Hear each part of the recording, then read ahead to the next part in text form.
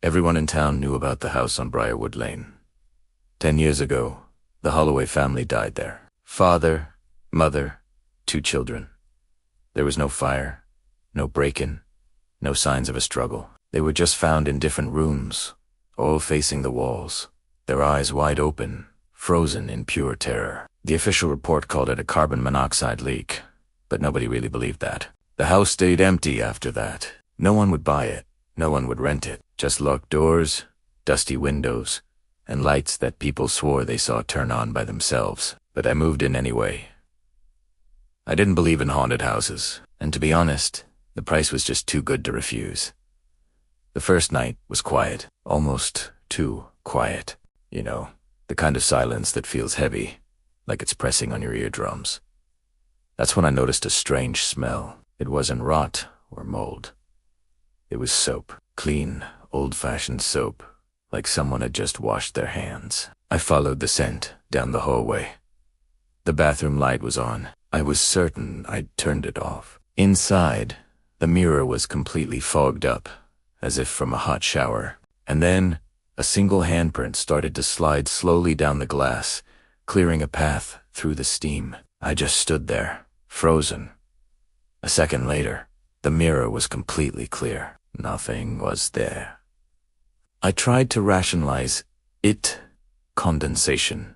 Old pipes. Just my own nerves getting the better of me. I slept with the lights on that night. On the third night, I heard footsteps. Upstairs. Slow, careful, child-sized footsteps. I don't have children. The steps stopped right outside my bedroom door. Then a soft voice whispered, "Mom." My blood turned to ice. From somewhere else in the house, a deeper voice whispered back, "Stay where you are." The footsteps retreated. I didn't sleep at all after that. Over the next few days, I started finding things. A crayon drawing was taped to the fridge for stick figures holding hands, their faces scribbled out in black. A bowl of cereal was left on the kitchen table, the milk still warm. And then there were the handprints on the hallway wall. 4 of them, pressed hard. Fingers spread wide, as if someone was bracing themselves. I finally asked a neighbor about the Holloways. "So and pale, they always stood like that," she said quietly, facing the walls. "Even when they were alive." I asked what she meant. She just shook her head. We'd see them through the windows. Just standing there. For hours. The dreams started soon after. In the dream, I was standing in the hallway, unable to move with the wall just inches from my face. The wallpaper seemed to breathe in and out, and beneath me a voice would whisper, "Don't turn around." Every time I woke up, I found myself a little closer to the bedroom wall. On the 7th night, the house finally spoke to me. Not with words, but with sounds. A door closing softly, a chair scraping across the floor, a child laughing from an empty room. Then the smell of soap returned. Stronger this time, mixed with something else. Fear. I found the master bedroom door wide open. Inside, it was dark, but I could see 4 shapes standing there, facing the far wall. They were taller than they should have been, thinner. Their heads were bent at unnatural angles. I knew who they were. The father's voice spoke first.